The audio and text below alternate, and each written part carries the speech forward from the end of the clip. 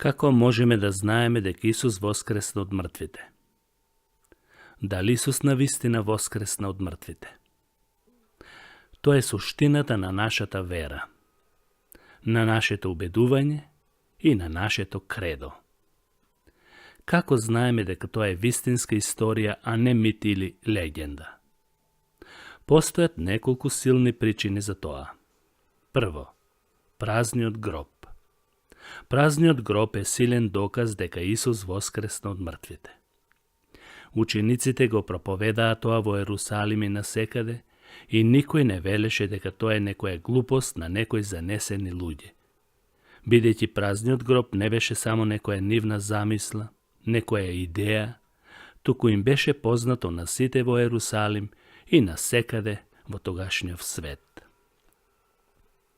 Второ, верата на неговите ученици, Христовите следбеници. Кога Исус умре, неговите ученици, тие што го следеа, се разочараа, немаа веќе надеж. Но по некое време, кога тој им се објави, тие беа толку убедени дека Исус е жив и воскреснат од мртвите, што едноставно оставија се и тргнаа во мисија по целиот свет, да го проповедаат овој непобитен факт. Тие беа толку убедени, што веќе не се плашеа тоа да го платат и со својот живот. Трето, сведочењето на жената или жените.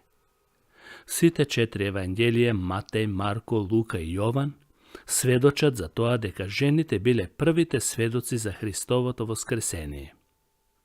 Сведоштвото на жените во тогашниот свет не се сметаше за валидно и не смееше сведоштвото на жената за некоја важна работа да биде земено за потврда.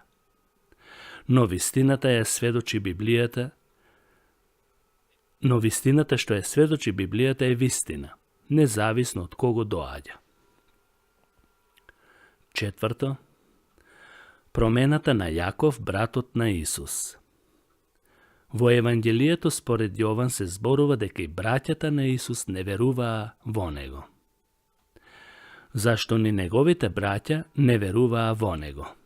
Тоа е запишено во 7 глава 5 стих од Евангелието според Јован.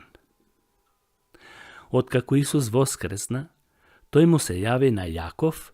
Тоа е потврдено од устата на апостол Павле, запишено во 1 Коринтијаните 15 глава 7 стих. Велејќи, потоа му се јави на Јаков, па тогаш на сите апостоли. По се изгледа дека на Јаков посебно му се јавил. Јаков се увери дека Исус е жив и потоа го гледаме како ја предводува црквата во Ерусалим. Кога тие завршија, се вели таму, со говорот, проговори Јаков и рече: Мажи и браќа, послушајте ме. Тоа е запишено во Дела на апостолите 15 глава 13 стих. За да не се сомнева некој дали е навистина тој брат на Исус, Павле тоа го потврдува во Галатјаните 1 глава 19 стих, велејќи: А никој друг од апостолите не видов освен Јаков, братот Господов. Да, скептиците со воскресението на Исус се преобразија во вистински верници. Која беше причината? Беше мртов, но го видоа жив. Тоа е причината. Петто, сведоштво со факти од устата на Павле во тогашниот свет. Павле ни дава едно кредо, верување, официјална изјава на заедничко верување, на првата црква. Велејќи: Зашто ви го предадов прво она што го бев и примил, дека Христос умре за нашите гревови според писмата, и дека е погребан и дека воскресна на третиот ден според писмата. Дека му се јави на Кифа, тоа е Петар, после на 12.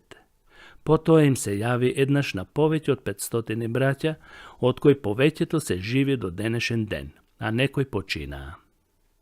Потоа му се јави на Јаков, па тогаш на сите апостоли, а најпосле ми се јави и мене како на некое недоносче. Тоа не е приказна составена по многу години од Христовиот живот, туку континуитет уште од моментот кога се случи воскресението. Павле вели дека тоа го примил како сведоштво и од другите. Не е тоа некоја негова измислица. Воскресението е втемелено на сведоци, тоа многу. И како шесто, модерни сведоштва во денешниот свет. Во која држава да отидеме, ќе слушнете сведоштво од луѓе чии што живот им се промениле, благодарение на верата во Исус Христос. И тоа не е само некоја традиција како кај многу религии, туку сведоштвата се жив доказ на нивниот воскреснат живот од мртвите. Тие сведоштва се живи сведоштва на оние кои биле духовно мртви. Не го познавале Бог, не биле живи. Тие ја изразуваат својата неопишлива радост за новиот живот во живиот и воскреснат Христос. И ти можеш денеска да станеш сведок на Христовото воскресение и да припаднеш од модерните сведоштва на денешниот свет. Поверувај дека тој умре и воскресна за тебе и ќе го доживееш истото искуство и сведоштво на Петар, на Јаков, на Павле и на сите до денешен ден. Бог да те благослови. Бог да ве благослови, почитувани слушатели. Амин.